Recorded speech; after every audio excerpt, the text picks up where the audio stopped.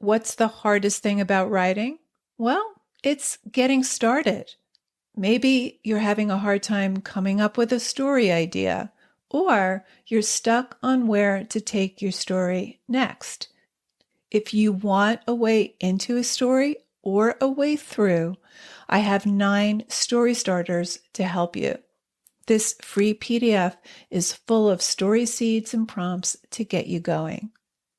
To download your 9 story starters, go to nancypanuccio.com/start. That's Nancy with an I, Panuccio with 2 C's, nancypanuccio.com/start. So there are many ways of bringing conflict to a story. You just want to pick one conflict and focus on it. And then you're going to revisit that conflict throughout the story. You're going to use it as an organizing structure.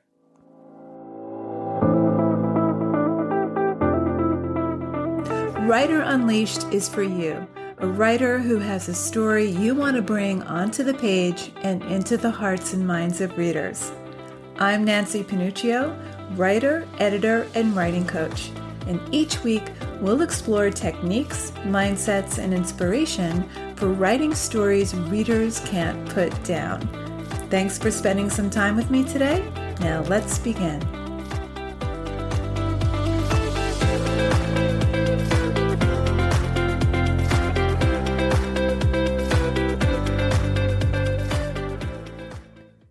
What makes short stories different from novels? And what can novelists learn from short stories? So what's the difference beside the fact that short stories are just shorter?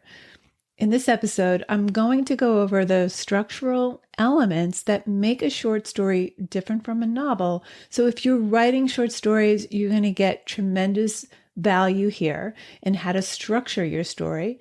And if you're writing a novel or memoir, don't go away. You're going to get tons of value from this too, because we'll be talking about how to structure, articulate, and build conflict as an organizing structure. And this will help you shape chapters and scenes. Most important, what I'm going to share with you today will help you learn the economy of language so you can write any story with more elegance, more shape, and more potency. So what makes a novel and short story different, aside from word and page count? Well, a novel has a larger canvas. It often involves a bigger cast of characters. It will involve at least one subplot, and it has more space to roam into the character's past, and it generally spans a longer stretch of narrative time. Short stories typically cover a shorter time span, days, hours. It can span the length of a dinner party. A short story is compressed. You have to say a lot with a little.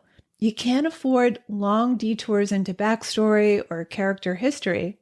And it's a good place to keep the action moving forward without going back in time, which makes it a great training ground for writing a novel, for writing a chapter, for writing your scenes. A short story typically illuminates a single moment, a moment of realization or regret or longing.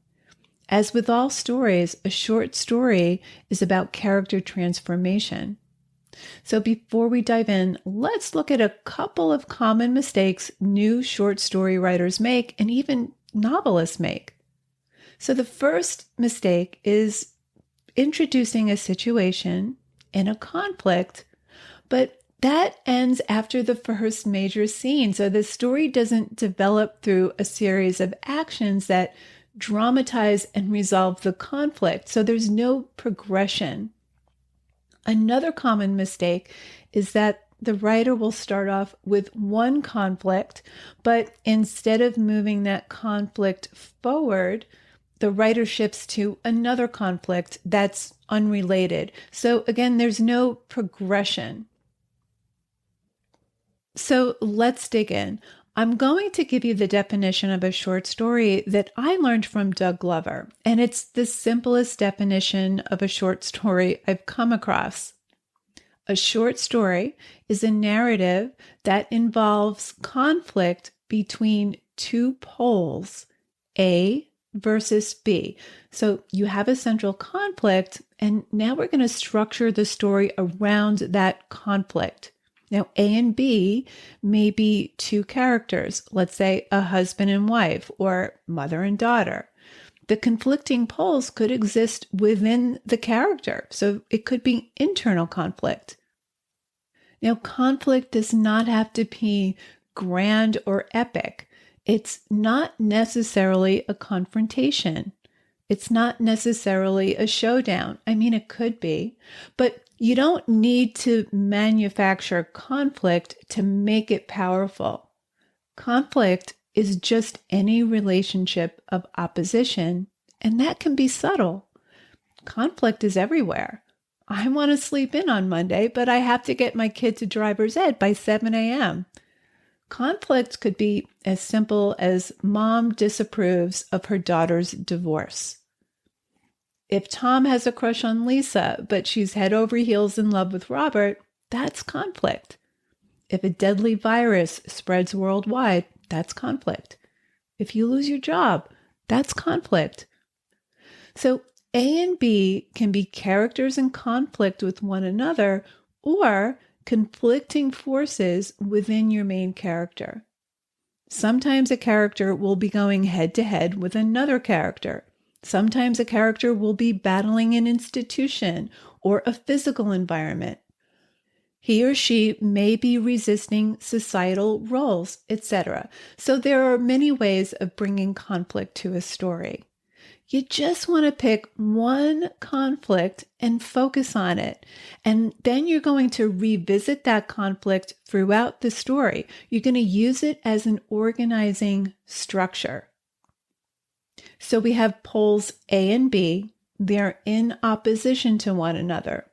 For example, in Lori Moore's short story, which is More Than I Can Say About Some People, that's the title, the two opposing poles are Abby, our protagonist, and her mother, the antagonist.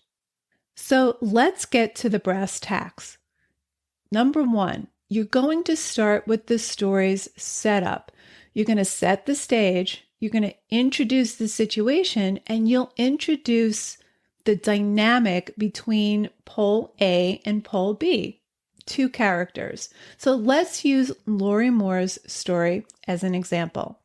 The story's central theme is about fear. In Abby's case, she's just been promoted at work, which will require her to travel to do public speaking events at universities, which as an introvert terrifies her. Who can relate, right? Here's how she opens the story to set it up. It was a fear greater than death, according to the magazines. Death was number 4. After mutilation, 3, and divorce, number 2. Number 1, the real fear, the one death could not even approach, was public speaking. So the narrator goes on to talk about how Abby's employer came to the decision to promote her, and this is an internal conflict for her because now she has to become a people person, to which her mother replies on the phone, a peeper person? Abby says people, and mom replies, oh, those.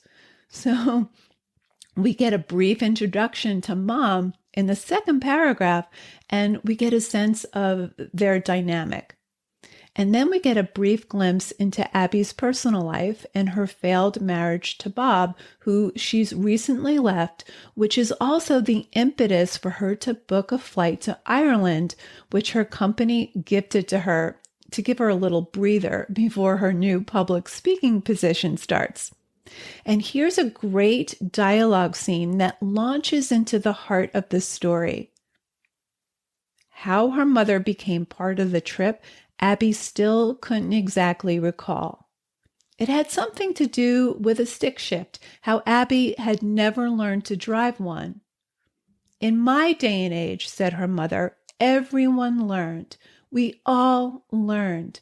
Women had skills. They knew how to cook and sew. Now, women have no skills.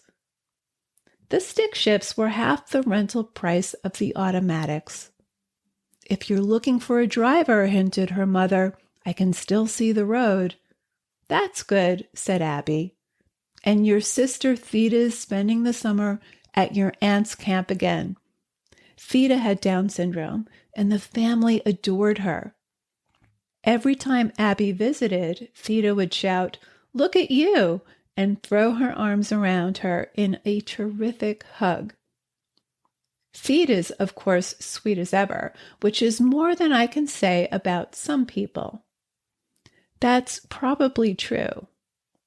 I'd like to see Ireland while I can. Your father, when he was alive, never wanted to. I'm Irish, you know. I know, 1/16. That's right. Of course, your father was Scottish, which is a totally different thing. Abby sighed. It seems to me that Japanese would be a totally different thing. Japanese? Hooted her mother. Japanese is close. So that's our setup. It's all of 3 pages, but we know who A and B are. We know where they're going, and we already have a sense of how these 2 characters clash. Now, notice that the conflict between mother and daughter is not acrimonious. You can sense that there's a bond here, despite her mother's subtle put-downs, and this will start to escalate as the story progresses. So organizing element 1, the setup. Organizing element 2, the trap. So you want to trap A and B together. To borrow Anne Lamott's analogy, you want to put these 2 characters alone in an elevator and get the elevator stuck. Metaphorically, of course, not literally. So these are 2 opposing characters or 2 opposing forces that do not want to be together. They do not want to occupy the same space. In fact, they'd be very happy to avoid one another. So now they're alone together in an elevator, and the elevator gets stuck. They're forced to deal with one another.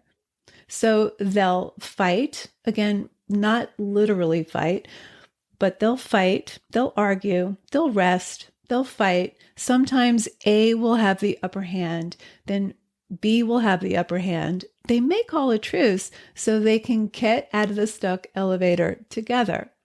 But you want to imagine putting A and B into a situation where they're forced to resolve their conflict one way or the other. So back to Laurie Moore's story. They're in Ireland. Her mother's doing all the driving. There's some banter back and forth, which shows their opposing views and philosophies and so on. And we get that mom disapproves of her daughter through these subtle put-downs. At one point, here's how Abby describes the feeling of being trapped in that stuck elevator. Here she and her mother were, sharing the tiniest of cars, reunited in a wheeled and metal womb, sharing small double beds in bed and breakfasts, waking up with mouths stale and close upon each other, or backs turned and rocking in angry seeming humps. The land of ire, talk of Abby's marriage and its possible demise, trotted before them on the road like a herd of sheep, insomnia's sheep, and it made Abby want to have a gun. And at one point, Abby thinks, she was starting to feel a little tight-lipped with her mother, crammed into this space together like astronauts. So organizing element 2, trap A and B together. Organizing element number 3. I call this the rule of 3. So the central conflict is dramatized through a series of actions. scenes and events in which A and B get together once, again, and again. So 3 times is the critical number here. It could be more, but it should be no less than 3. So the conflict will be revisited once, twice, and a third time. Now, it's the same conflict. It's just articulated in a different way. And each time, it brings us deeper into the emotional structure of the story. It brings us deeper into your character's internal struggle. So we've already had some glimpses into the mother-daughter dynamic in our setup. It starts out kind of playful, but then it starts to build when they're actually together in Ireland.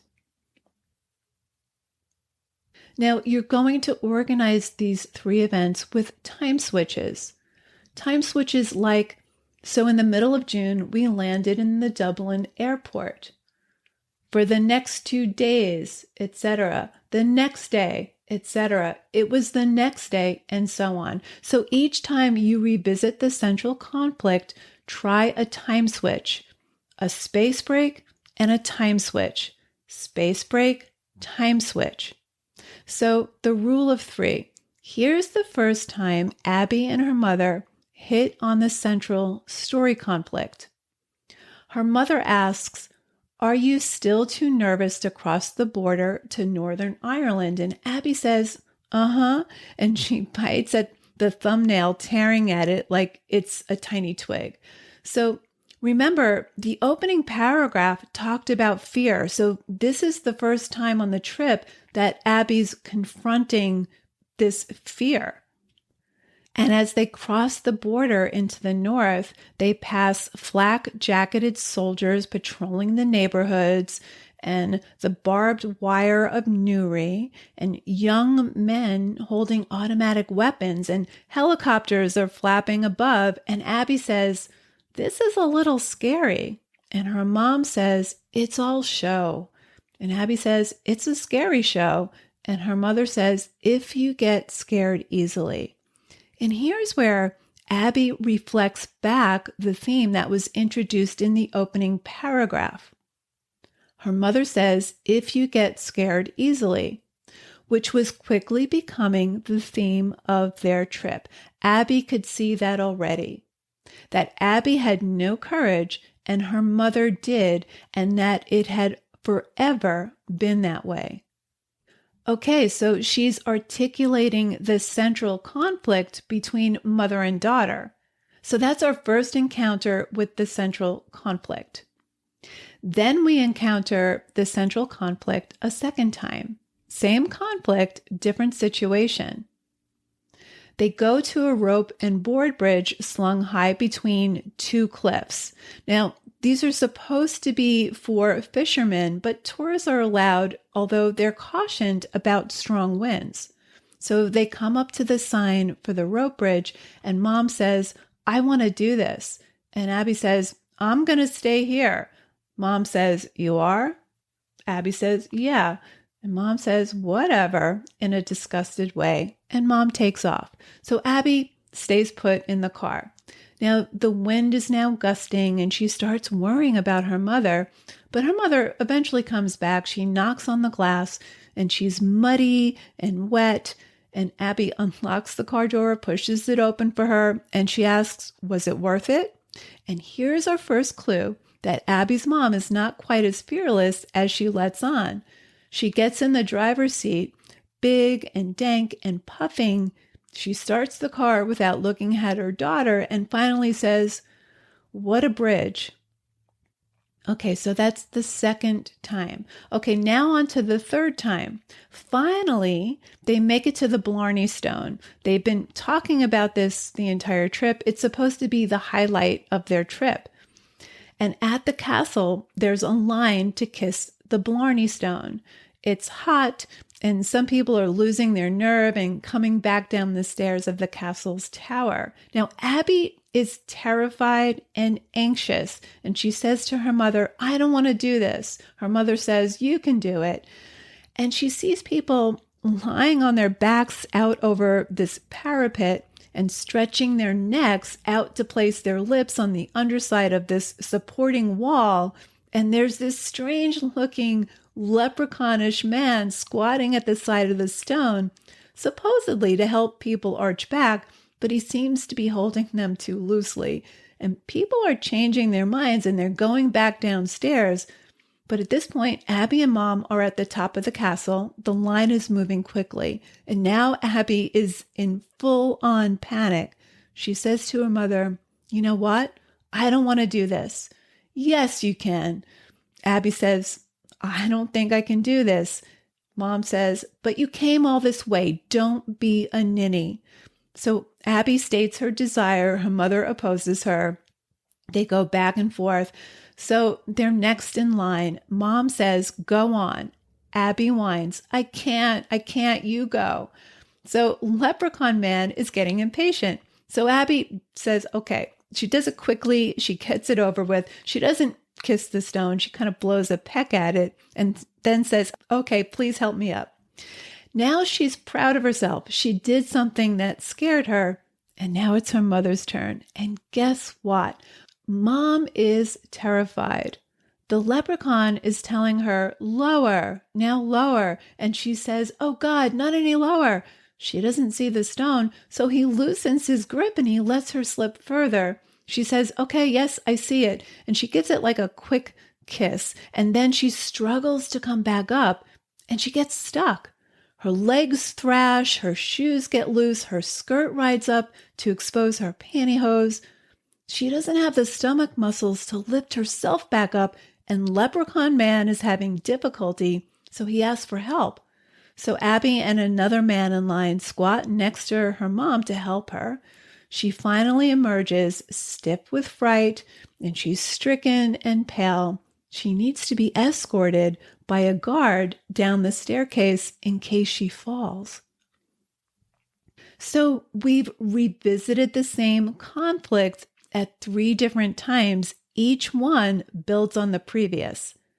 So those are the main story events. There's a couple more where mom and daughter talk about Abby's failed marriage and so forth, but you can see how the conflict is embodied once, then again, and again. Each builds in intensity, and finally, it's resolved. Abby learns something about her mother. She now has compassion for her. It transforms their relationship, and Abby is victorious. She's done something that scared the bejesus out of her. There's been transformation. So let's recap. A short story involves conflict between 2 poles, A versus B.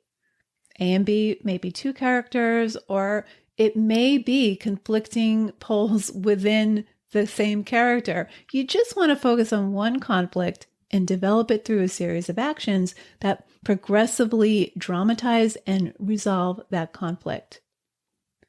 Organizing element 1, the setup. You're going to set the stage. You'll introduce the situation and you'll introduce the dynamic between the 2 characters, pole A and pole B. Organizing element 2, the trap. You want to trap A and B together. Think of trapping them in an elevator and then get the elevator stuck. This will force them to battle it out. They'll rest, they'll fight again, and eventually get out of that elevator. In organizing element number 3, I call this the rule of 3. The central conflict is dramatized through a series of actions, events, and scenes in which A and B get together once, again, and again. 3 times is the magic number. It could be more, but it should be no less. You want to make use of time markers to keep us situated. Later that day, the next day, for the next 2 days, etc. So there you go.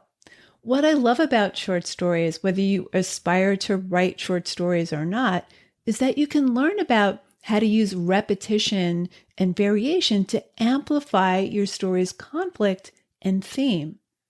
You don't have to write a short story to learn these techniques, but you can read short stories with these structures in mind. So see how these 3 organizing elements work in short stories that you read, and then try to apply them to what you're working on now. So there you have it. Thank you so much for hanging out with me today. And if you know any writers who need some support in their writing, please share this episode or the Writer Unleashed podcast in general. And if you love what you're listening to, subscribe on your favorite listening platform and please leave me a review. Reading how this podcast impacts your writing truly makes my day, and it helps me create topics for the show. Till next time, keep writing, and I'll talk to you soon.